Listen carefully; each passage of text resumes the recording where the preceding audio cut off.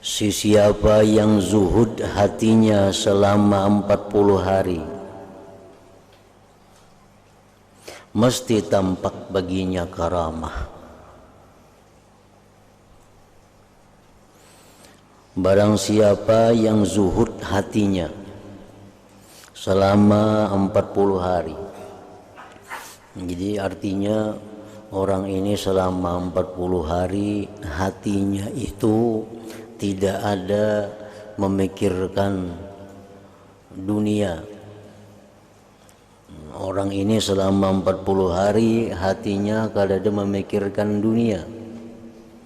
Arti dunia itu adalah sesuatu yang tidak bermanfaat sesudah dia mati.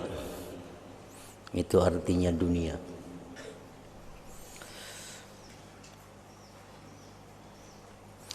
Siapa yang zuhud, siapa yang mencegah hatinya daripada memikirkan sesuatu yang tidak bermanfaat sesudah dia mati selama 40 hari.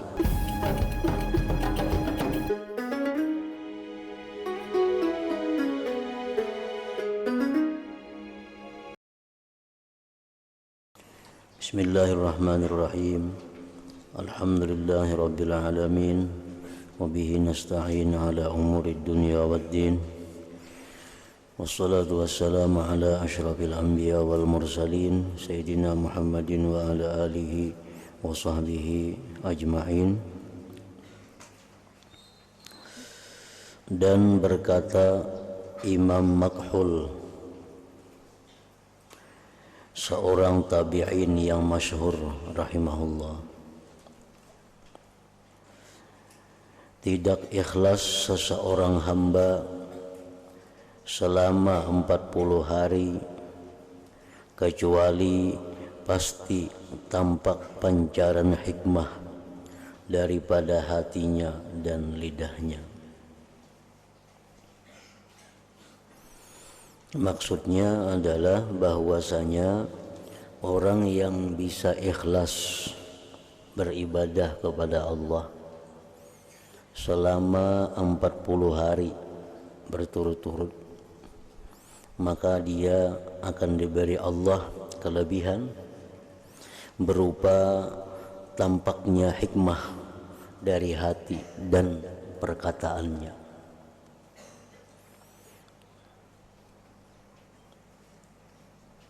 Orang yang mampu ikhlas beribadah kepada Allah selama 40 hari, maka dia akan diberi Allah kelebihan, diberi Allah keutamaan berupa dipenuhi hatinya dengan hikmah, dan lidahnya pun akan mengeluarkan kata-kata hikmah.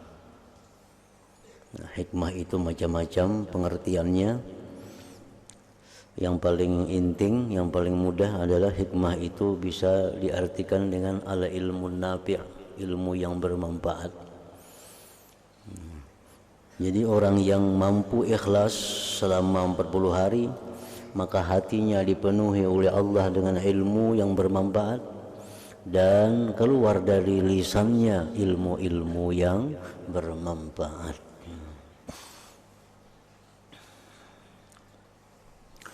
Dan berkata Sahal At-Tustari rahimahullahu ta'ala pula, siapa yang zuhud hatinya selama 40 hari, mesti tampak baginya karamah. Barang siapa yang zuhud hatinya selama 40 hari, jadi artinya orang ini selama 40 hari hatinya itu tidak ada memikirkan dunia. Orang ini selama 40 hari hatinya kada ada memikirkan dunia. Arti dunia itu adalah sesuatu yang tidak bermanfaat sesudah dia mati. Itu artinya dunia.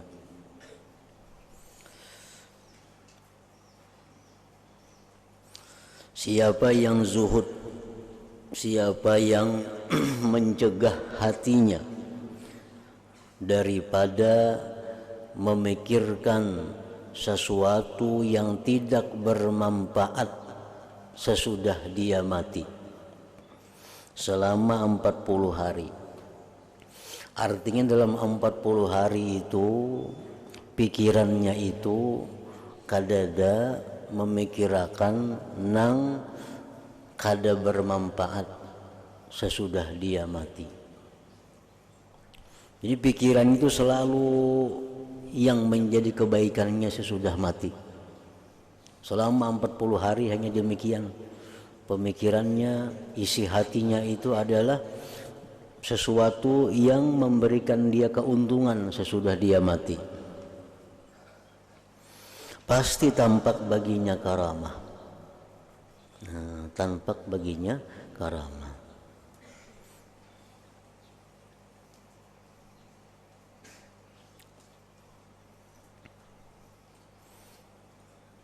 Dan siapa yang tidak tampak baginya karamah, maka sesungguhnya itu berpuncak dari pada ketiadaan benar zuhudnya. 40 hari misalnya jalannya, aku zuhud 40 hari tapi kada ada karamat, itu menunjukkan bahwa zuhudnya itu belum benar. Artinya dalam 40 hari itu ada memikirkan hal-hal yang tidak berguna sesudah dia mati. Lalu ada orang yang bertanya kepadanya, Sahal Tustari tadi, bagaimana maksud tampak karamat itu? Orang tuh hatinya zuhud daripada dunia, zuhud daripada memikirkan sesuatu yang tidak bermanfaat sesudah mati. Maka dia diberi Allah karamat. Apa garang karamatnya itu? Maka beliau menjawab, ia mengambil sesuatu yang dikehendakinya, seperti apa yang dikehendakinya dan sekira-kira dikehendakinya. Artinya apa yang dia kehendaki, apa yang dia maksud, maka ia akan dapatkan sesuatu yang dikehendakinya itu. Nah, itu karamat yang diberikan Allah kepada orang yang zuhud tadi. 40 hari sudah kelihatan karamatnya.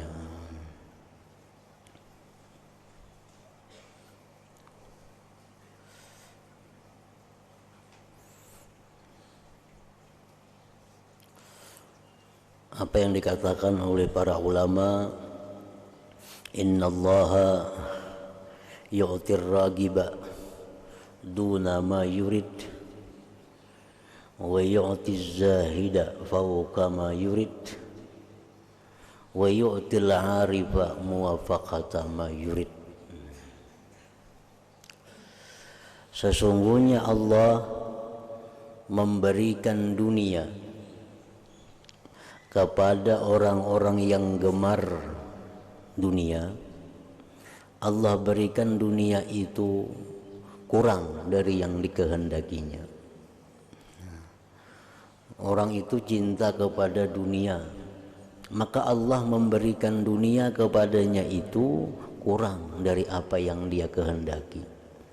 Misalnya orang yang cinta dunia ini, ia menargetkan dalam tahun ini harus dapat keuntungan sekian, 10 juta umpamanya. Allah beri kada sampai seitu. Allah beri kada sampai seitu. Nah, kemudian lagi Allah memberikan dunia itu kepada orang yang zuhud melebihi dari apa yang dikehendakinya. Nah, kalau orang zuhud yang berkehendak, aku dalam tahun ini dapat keuntungan 10 juta. Allah beri lebih daripada 10 juta itu. Nah, jadi itu ngarannya karamat. Itu ngarannya kelebihan yang diberikan Allah kepada orang-orang yang zuhud terhadap dunia. Orang-orang yang hatinya hanya memikirkan keuntungan-keuntungan sesudah dia mati. Nah, jadi zuhud itu artinya bukan orang itu miskin, bukan orang itu kaya, bukan orang itu fakir, bukan orang itu mampu. Itu bukan masalah zuhud. Zuhud itu adalah orang yang di hatinya, yang dipikirkannya, yang dipentingkannya sesuatu yang bermanfaat sesudah mati. Nah, itu orang yang zuhud ngarannya. Orang kaya banyak yang zuhud, orang fakir banyak yang kada zuhud. Jadi kaya fakir itu kada berlaziman berkaitan dengan zuhud kada zuhud, sebab zuhud itu letaknya di dalam hati. Bila orang tu pikirannya nang dipentingkannya hal-hal nang berguna sesudah mati, itu dia orang zuhud.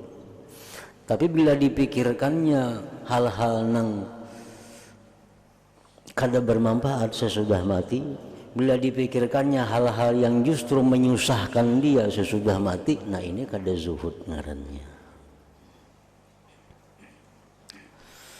Dan berkata lagi Sahal At-Tustari rahimahullahu ta'ala, para ulama yang cerdik pandai telah melihat kepada hakikat ikhlas, maka mereka tidak mendapati lebih daripada bahwasanya ikhlas itu jadilah segala pergerakan seseorang itu, dan diamnya ketika bersendirian atau bersama orang lain tidak dicampuri oleh sesuatu, sama ada nafsu atau apa-apa tujuan keduniaan. Itu orang yang ikhlas. Jadi ikhlas itu, ujar Sahal Tustari tadi mengatakan lagi bahwa ikhlas itu artinya orang yang bergeraknya, orang itu berdiamnya tidak ada di dalam hatinya untuk tujuan-tujuan keduniaan. Nah, itu ikhlas artinya. Baik inya beribadah, baik inya kada beribadah, tujuannya kada ada keduniaan.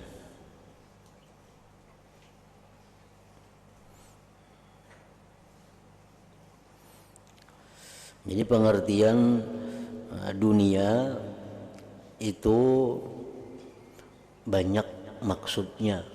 Nangaran dunia itu, duit bisa dikatakan dunia. Pokoknya sesuatu nang sebelum mati itu disebut dunia. Napa-napa nang sebelum mati nih, itu disebut dunia. Sembahyang dunia, menuntut ilmu dunia, puasa dunia, naik haji dunia, mencari duit dunia, mencari pangkat dunia. Pokoknya yang sebelum mati itu disebut dunia.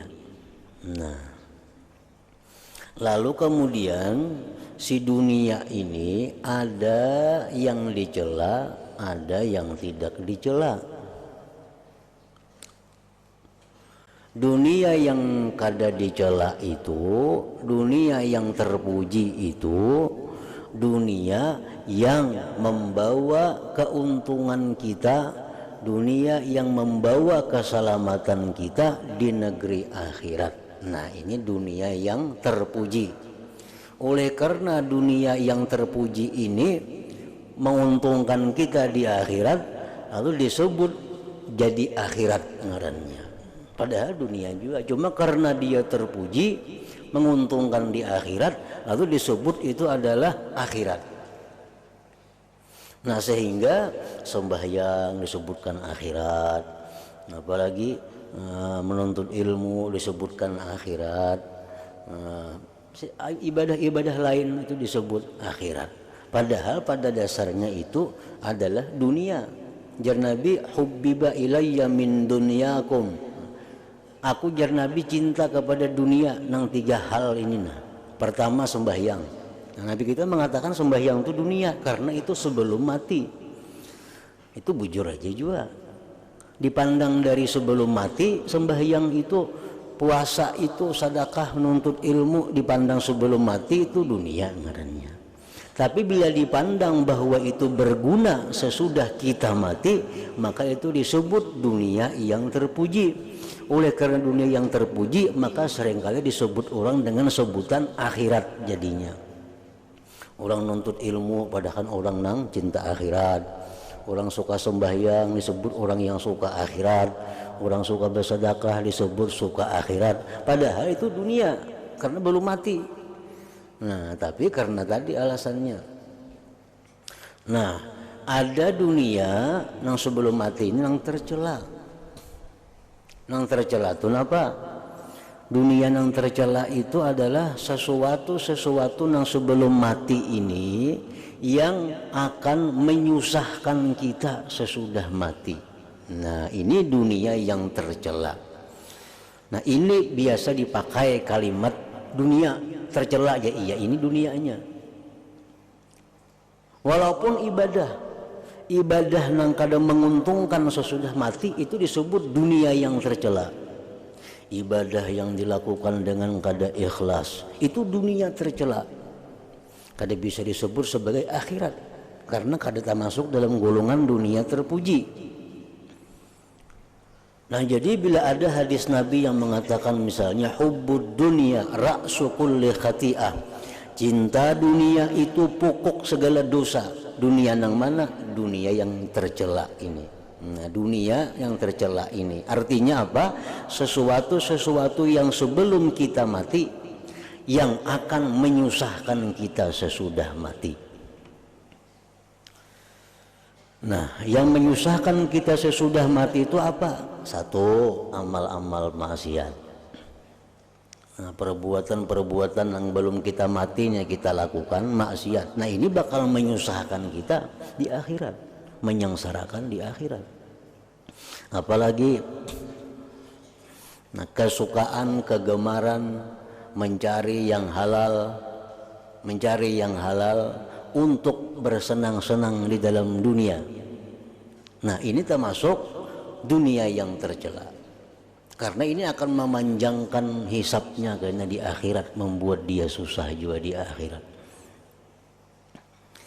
Nah, jadi ujar Imam Sahal tadi, ikhlas itu menurut para ulama cerdik pandai, ikhlas itu adalah orang yang bergerak, orang yang atau berdiam, baik beribadah atau apapun aktivitasnya, orang itu tujuannya adalah tidak ada tujuan keduniaan.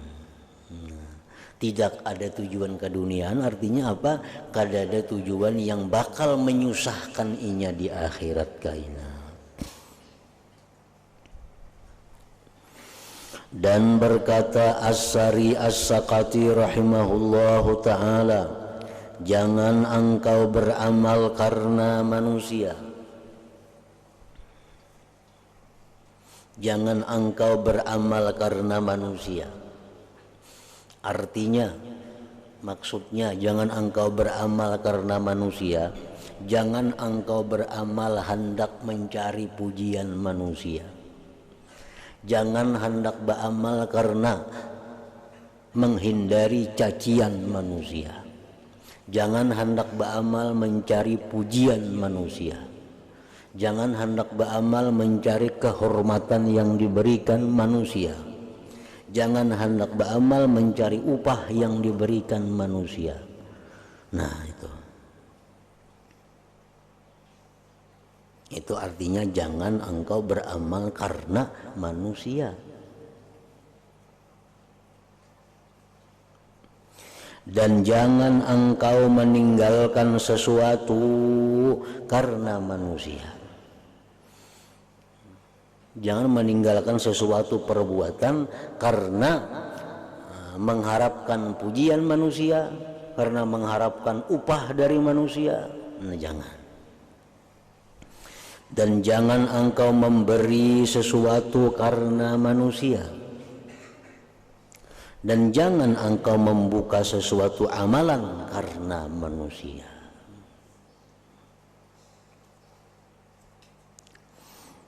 Nah, itu ikhlas menurut Imam As-Sari As-Sakati tadi. Kemudian as-sidqu, adapun as-sidqu atau benar itu maka firman Allah Ta'ala, ya ayyuhalladzina amanu taqullaha wa kunu ma'as sadiqin. Maksudnya wahai orang yang beriman, bertakwalah kamu akan Allah dan jadilah kamu bersama-sama dengan orang yang benar. Kita disuruh Allah untuk jadi benar dan disuruh Allah berkumpul lawan orang yang benar. Berkata Imam Al-Qushairi rahimahullahu ta'ala, benar itu ialah puncak segala urusan, dan dengannya benar pula ia menjadi sempurna, dan padanya benar pula akan tersusun segala urusan itu. Jadi segala sesuatu itu berhajat kepada benar. Tobat mesti benar, ikhlas mesti benar, zuhud mesti benar, wara mesti benar. Semuaan kedudukan-kedudukan yang ada dalam agama itu berhajat kepada ngarannya benar itu.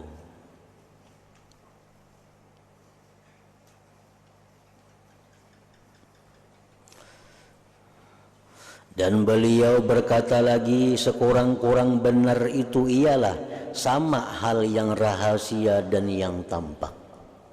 Itu sekurang-kurang benar. Orang yang menampakkan suka tapi hatinya kada suka, itu kada benar ngarannya. Karena berlainan antara zahir dan batinnya.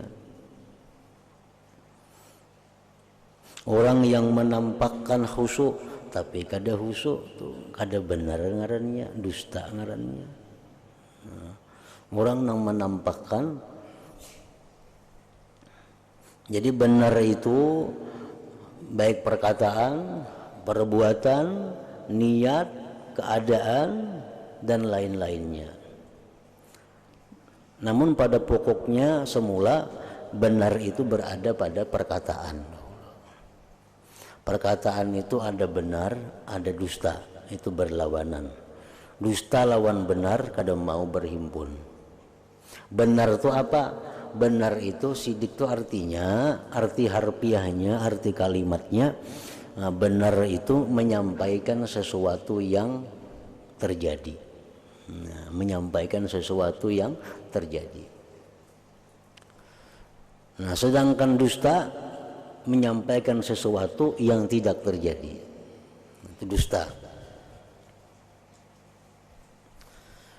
Nah, kemudian benar itu kepada Allah yang pertama kita dituntut. Jangan mendustai Allah. Itu yang pertama. Yang kedua, hanya kita benar kepada manusia. Nah, manusia itu macam-macam pulang tingkatannya. Pertama, kita mesti benar kepada Rasulullah. Yang kedua, kita mesti benar kepada guru kita. Yang ketiga, kita mesti benar kepada kedua orang tua kita. Yang keempat, kita mesti benar kepada kawan-kawan saudara-saudara kita, dan seterusnya. Nah, bila orang itu berani berdusta kepada Allah, apalagi kepada manusia. Orang tua ini mendustai Allah, apalagi manusia.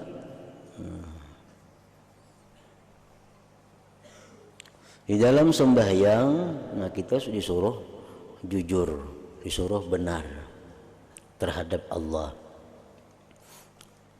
Dalam doa iftitah contohnya, kita mengatakan inna salati wa nusuki wa mahyaya wa mamati lillahi rabbil alamin. Apa artinya? Ini di hadapan Tuhan kita bersuara inna salati, bahwa sembahyangku, wa nusuki, ibadah-ibadahku, wa mahyaya, hidupku, wa mamati, dan matiku, lillah, bagi Allah Tuhan semesta alam. Nah, itu pernyataan kita di hadapan Allah.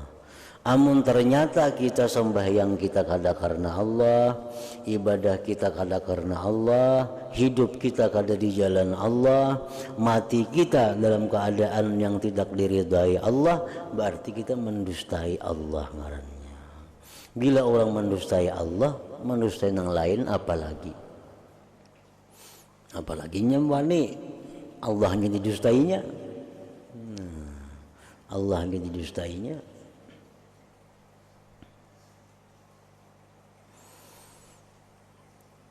Dan berkata Sahal rahimahullahu ta'ala, tidak akan mencium bau kebenaran seseorang yang menipu diri sendiri atau menipu orang lain.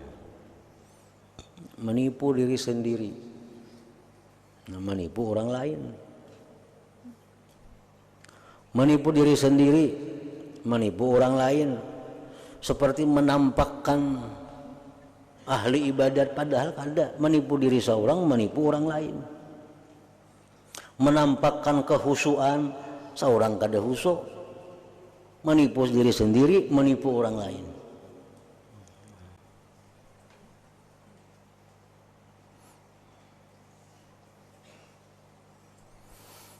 Dan berkata Zunnun rahimahullahu ta'ala, kebenaran itu pedang Allah, ia tidak diletakkan ke atas suatu kecuali dapat dipotongnya.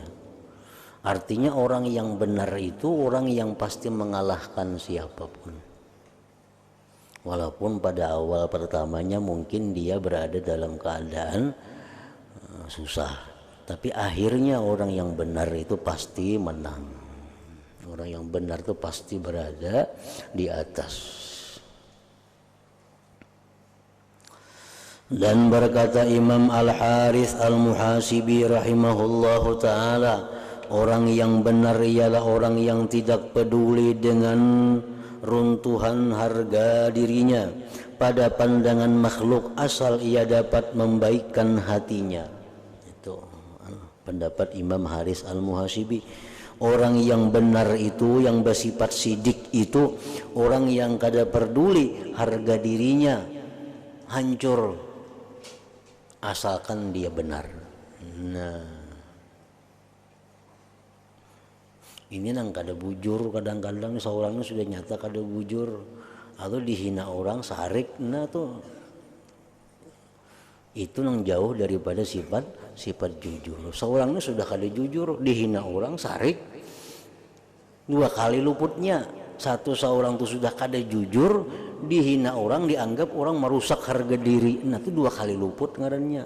Kalau orang nang sifat jujur benar itu, dia kada jadi masalah harga dirinya runtuh, dia kada masalah citranya buruk di hadapan umat masyarakat, asal hatinya bagus, asal hatinya bagus. Nah, itu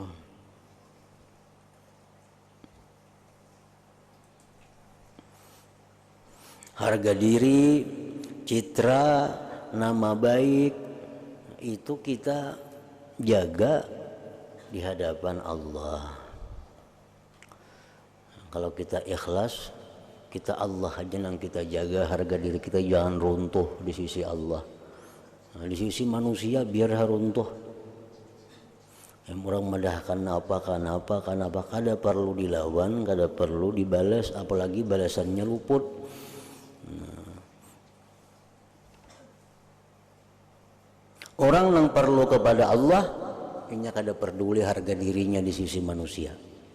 Tapi kalau orang perlu manusia, nah ini menjaga diri di hadapan manusia, jangan sampai rusak namanya. Karena ini bertuhan kepada manusia. Ini paling takutan harga dirinya hancur di hadapan manusia. Paling takutan. Kenapa? Karena usahanya di manusia. Orang kada lagi kena nukar lawan aku, karena aku ini dianggap orang kada bujur jualanku nih. Nah, takutan benarnya itu. Karena bergantung kepada manusia. Itu orang kada jujur sudah kada benar.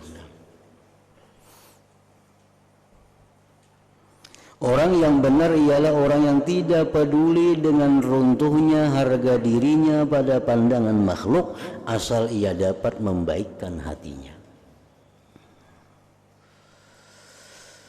Dan ia tidak suka terhadap penglihatan manusia kepada amalan-amalannya yang baik. Ini kada ketujuh, artinya kada senang kalau orang-orang itu mengetahui kehebatan amalannya. Dan ia tidak benci bahwa manusia mengetahui apa jua yang jahat daripada perbuatannya. Inya kada marah lawan orang nang tahu keaiban dirinya. Karena kebencian terhadap perkara tersebut adalah sebagai bukti bahwa ia menghendaki sesuatu yang lebih daripada harga dirinya yang sebenarnya. Maka hal yang seperti ini bukan termasuk di dalam akhlaknya para siddiqin.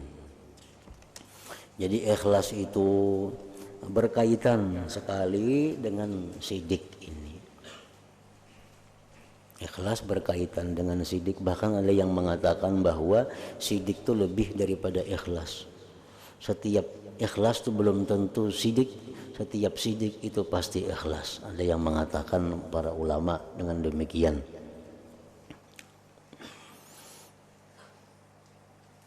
Orang beribadah umpamanya, orang beribadah dengan mengharapkan ganjaran surga dari Allah, itu ikhlas. Ikhlas tuh, tapi ini belum sampai kepada derajat sidik. Belum sampai kepada derajat sidik. Kalau orang sidik macam apa? Inya beribadah itu adalah semata-mata menunaikan hak kehambaannya kepada Allah Subhanahu wa taala. Perkara dibalas Allah lawan surga, dibalas Tuhan lawan apa, itu kada ada urusannya. Inya sembahyang karena ini jadinya adalah tugasku sebagai hamba mengabdi kepada yang menciptakan aku. Kada mengharapkan balasan apa-apa dari Allah. Nah, itu sudah sidik ngarannya. Jadi lebih tinggi daripada ikhlas di sisi seperti itu. Kita beribadah supaya masuk surga, supaya jangan ke neraka, itu sudah ikhlas ngarannya. Sudah ikhlas. Tapi belum sidik lagi. Nah, sidik itu orang yang benar-benar menjadi hamba. Benar-benar menjadi hamba apa? Setiap dia berbuat, dia melakukan kewajibannya kepada yang menciptakannya. Dan dikatakan apabila engkau meminta daripada Allah akan sidik, maka Allah akan memberi akan dikau akan cermin yang dapat engkau melihat dengan segala sesuatu daripada keajaiban dunia dan akhirat. Bila kita minta kepada Allah supaya diberi sidik,